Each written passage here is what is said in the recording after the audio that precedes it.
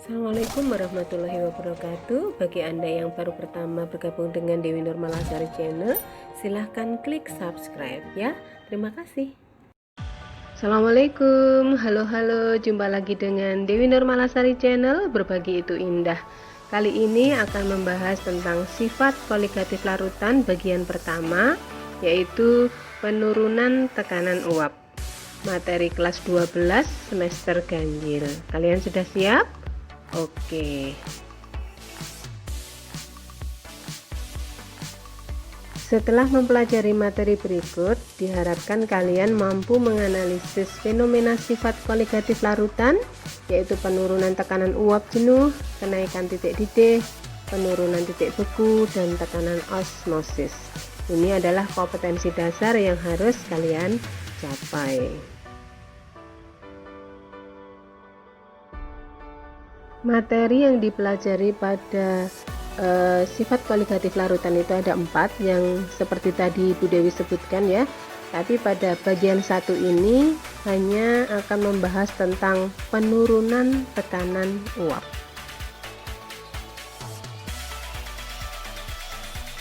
Sebelum masuk pada pembahasan penurunan tekanan uap, Bu Dewi akan sampaikan apa sih sifat koligatif larutan itu.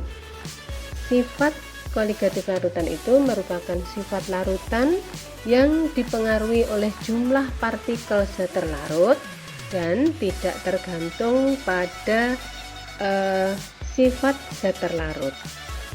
Untuk jumlah partikel zat terlarut dalam suatu larutan secara kuantitatif dinyatakan dalam berbagai satuan konsentrasi. Contohnya prosen massa, fraksi mol, kemolaran, dan kemolalan. Yang ini sudah dibahas di kelas 10 semester genap ya. Sudah paham kan? Oke. Contoh sifat koligatif dalam kehidupan yang berkaitan dengan penurunan tekanan uap adalah laut mati. Laut mati adalah contoh dari penurunan tekanan uap pelarut karena zat terlarut yang tidak mudah menguap. Perlu kalian ketahui bahwa dalam laut mati itu kadar garamnya sangat tinggi sekali. Biasanya laut mati ini digunakan untuk tempat-tempat wisata ya, karena laut mati tidak dapat menenggelamkan orang yang berenang di sana. Masyarakat Indonesia masih banyak yang belum tahu bahwa di Indonesia pun memiliki laut mati. Yang terlintas di benak kita pastilah langsung terpikirkan ke Israel gitu ya, bila mendengar laut mati. Itu dikarenakan keberadaan laut mati ini lumayan tersembunyi, yaitu di Nusa Tenggara Timur atau NTT, tepatnya di desa Sotimori, Kecamatan Rote Timur, Kabupaten Rote Ndau. Masyarakat setempat menyebutnya dengan nama Laut Mati Sotimori. Di situ Anda bisa lihat ya, Laut Mati Sotimori itu tak kalah indahnya dengan Laut Mati di Israel. Indonesia keren. Masuk pada pembahasan penurunan tekanan uap. Tekanan uap yang ditimbulkan pada saat tercapai kondisi kesetimbangan dinamakan tekanan uap jenuh.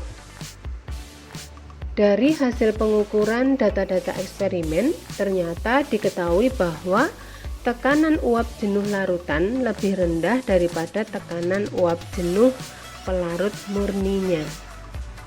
Nah, selisih antara tekanan uap jenuh pelarut murni dengan tekanan uap jenuh larutan disebut penurunan tekanan uap jenuh. Paham? Oke.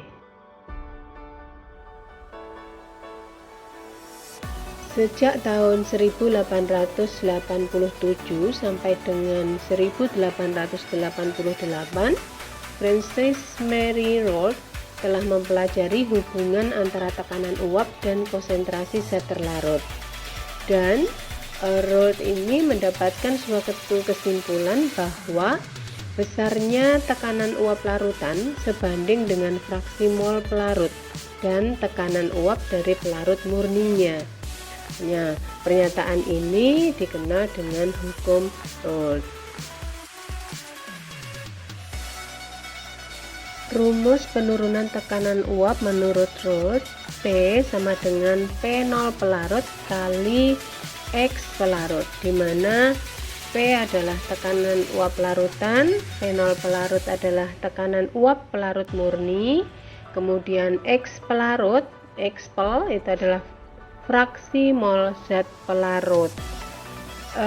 Delta P, penurunan tekanan uap, bisa dihitung melalui delta P sama dengan P0 pelarut dikurangi P. Saya ulangi ya, delta P dapat dihitung dari P0 dikurangi P. P0 tadi adalah tekanan uap larut murni, sedangkan P adalah tekanan uap larutan, sehingga penurunan tekanan uap itu bisa dihitung dari tekanan uap pelarut murninya dikurangi tekanan uap larutan. Yang bisa Anda cermati rumus-rumusnya di monitor ya. Paham? Oke. Penerapan dalam soalnya, contohnya ya. Tekanan uap air pada suhu 25 derajat Celcius adalah 23,76 mm Hg.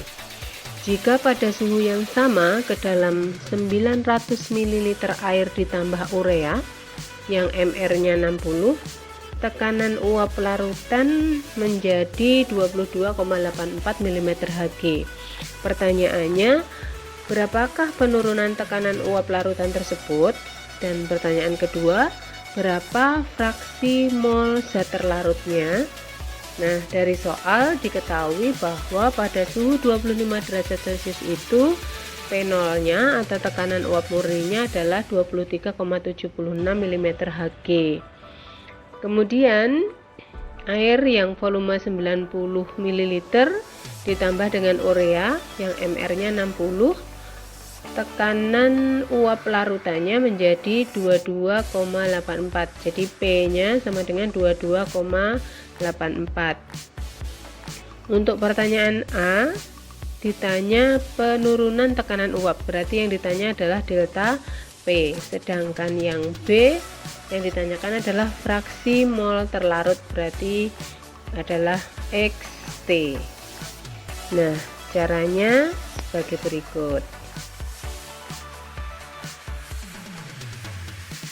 Dari soal tadi berarti pembahasan untuk soal A, penurunan tekanan uap, berarti rumusnya delta P sama dengan P0 dikurangi P. Nah, P0-nya tadi adalah 23,76 mm Hg, sedangkan tekanan uap larutan 22,84 mm Hg, sehingga langsung saja dikurangi 23,76 dikurangi 22,84 akan ketemu angka 0,92 mm Hg. Kemudian untuk menjawab pertanyaan yang B, tadi yang ditanyakan adalah fraksi mol zat terlarut ya. Fraksi mol zat terlarut dapat dicari dari rumus delta P sama dengan P0 kali X terlarut.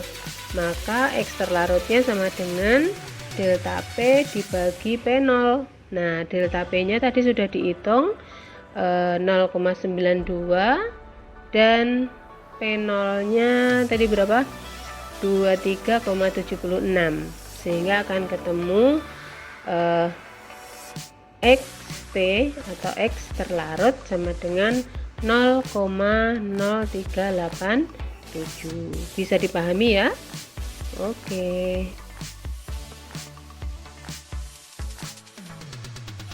Demikian tadi pembahasan tentang sifat kualitatif larutan bagian pertama, yaitu penurunan tekanan uap. Mudah-mudahan bermanfaat. Terima kasih telah menonton video dari awal hingga akhir. Jangan lupa subscribe, like, dan share ya. Assalamualaikum warahmatullahi wabarakatuh. Sampai jumpa pada video berikutnya. Terima kasih.